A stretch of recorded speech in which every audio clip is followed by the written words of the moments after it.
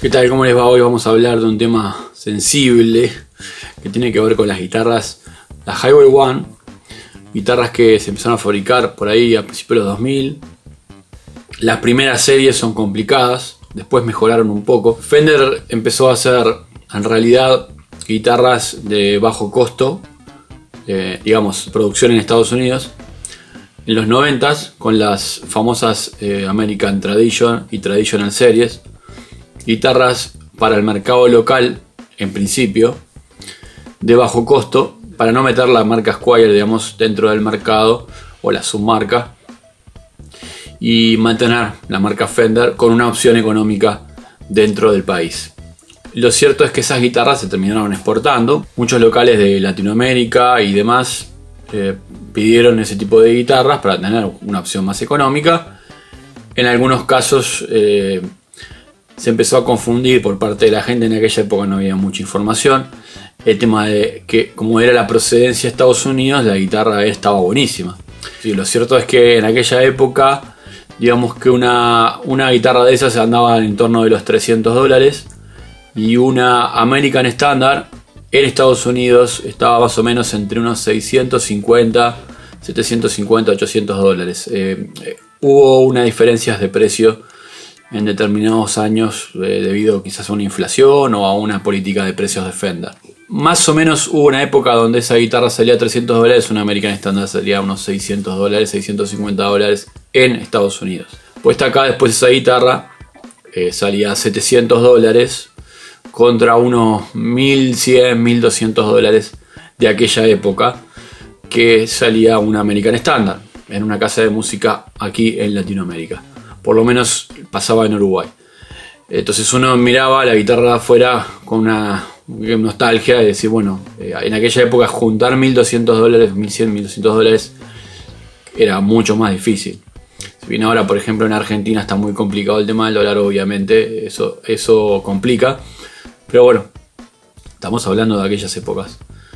Yendo al punto de discusión en este video, Fender México de aquella época o Highway One, o Fender México de ahora, o una Fender México estándar previa a la Player, o una Highway One.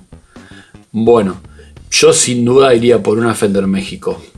Espero que la gente que tenga Highway One no se ofenda para nada por este video. Les voy a pasar inclusive algunos tips para revisar su instrumento. El problema con la Highway One es que me han venido muchas, porque evidentemente acá se vendieron muchas en la época que salió, el corto tiempo en el cual estuvo más o menos en venta. Después fue suplantada por otras guitarras. Después estuvo la famosa American Special, que la verdad que sí es una guitarra superior a mi gusto, y era una entrada de gama también de Estados Unidos. El tema con la Highway One es que me han venido muchas Highway One realmente, y no solamente guitarras sino también bajos. Esos muchos instrumentos que me han venido, la gran mayoría tenían problemas serios con el tensor, tenían serios problemas con el brazo. ¿Sí? Esto que está acá, bueno, en este caso no es un brazo de una Highway One, pero no importa. Esto que está acá es lo más importante de su guitarra. El cuerpo realmente, si bien es importante estéticamente, también efectos de audio, pero el gran porcentaje del audio está acá, y el gran porcentaje de la tocabilidad del instrumento está todo acá, porque es la mano izquierda, si es que nosotros somos diestros, y esto es algo que ya hemos hablado, no es novedad. Entonces, el hecho de que este brazo esté perfectamente recto, o se deje estar perfectamente recto por el tensor, que en este caso está de este lado. No me gustó esto que hicieron acá, esta marca, ¿sí? De poner un tensor de este lado y con un tipo de llave de esta. O sea, si vamos a poner un tensor de este lado, tiene que tener una punta Phillips o una punta chata para poder poner una herramienta por arriba. En este caso está complicado porque hay que sacar todo el brazo. En fin, no importa. El asunto es que de todos esos brazos que me han venido, prácticamente en todos, o el 80% de esas guitarras, tuvimos que hacer cambio de tensor, tuvimos que levantar diapasones, incrustar nuevos tensores, y en el caso de las guitarras con brazo de maple, ni hablar que es mucho más complicado el hecho de incrustar un nuevo tensor. Y es un trabajo caro. Entonces, si hoy en día van a comprar una Highway One, ¿no? Estamos en el 2020, van a comprar una Highway One de principio de los 2000, y tienen la opción de comprar una Fender México 2008, 2010, por decirles algo, ¿no? Inclusive previo, como les digo, a las Player. Ni hablar las Player. Las Player están por arriba. Entonces, háganlo. No tengan reparos con eso. El gran problema de la Highway One es esto. Algo evidentemente pasó con la producción de la Highway One, sobre todo de las primeras y de la primera mitad de la producción de la Highway One, porque todos los brazos se doblan, ¿sí? Todos los brazos se doblan, o sea que hay un problema con la madera de los brazos, no está bien asentada, algo pasa y se doblan feo, y el tensor no puede compensarlo. La mayoría ya me vienen con el tensor completamente bloqueado y a tope, y no hay mucho más para hacer.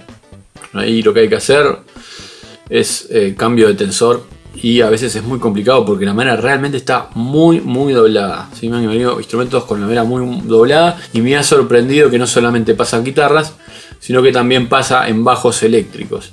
Y ahí vamos a las consideraciones. Yo prefiero eso, prefiero también una Fender México a una California americana, y prefiero una Fender México obviamente a una American Traditional o Traditional Series, guitarra americana pero de bajo costo, por lo que les conté al principio del video.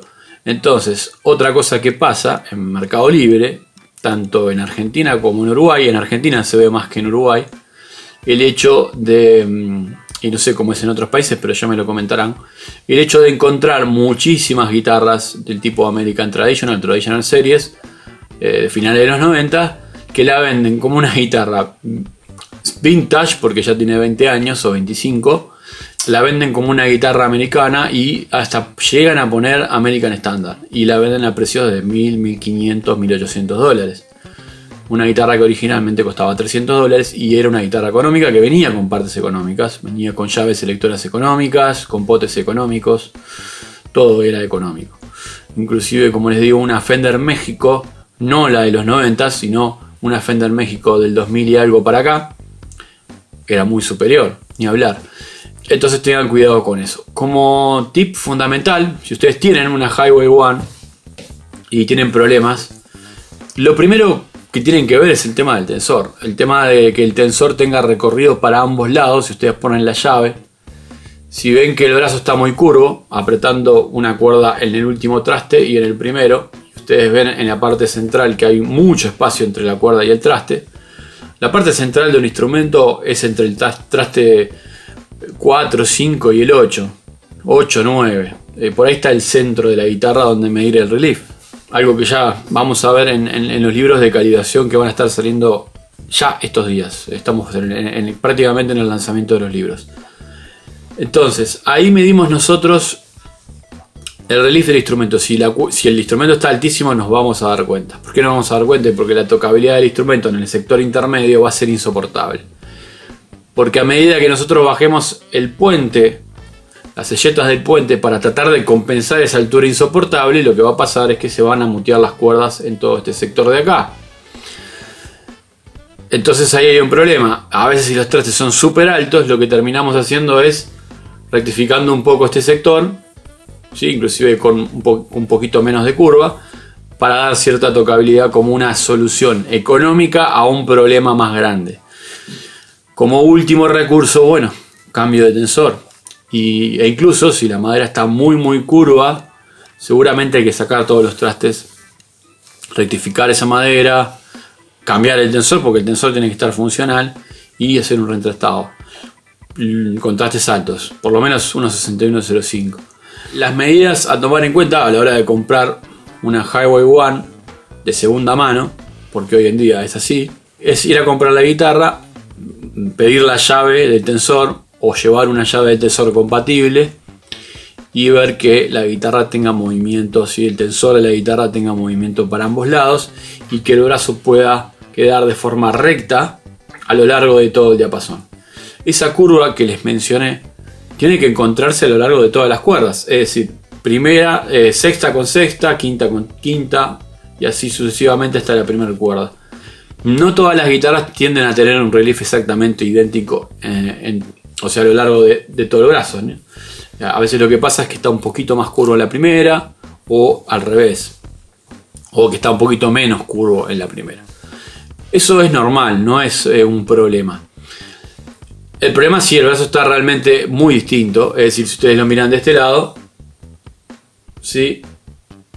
Y el brazo está así, torneado así, ¿no? Ese es otro problema grave, que es una torsión en hélice. Bueno, ese problema realmente no tiene solución. En ese caso no compren el instrumento. Esos son los factores que tienen que tener en cuenta a la hora de ver un instrumento, cualquiera sea, pero en especial cuidado con la gama de Highway One en el tema de brazos, porque como les digo, no es casualidad que a mí me vengan 10 guitarras o 10 guitarras y 2 bajos y el 80% de los instrumentos tengan problemas con el tensor o tengan el brazo muy curvo y el tensor esté completamente bloqueado, trabado e inservible. Eso no es casualidad. Así que tengan cuidado, usen todos estos elementos que les acabo de dar para revisar también otras guitarras, obviamente. Y bueno, nos veremos entonces en otro capítulo de Taller en Vivo. Chao.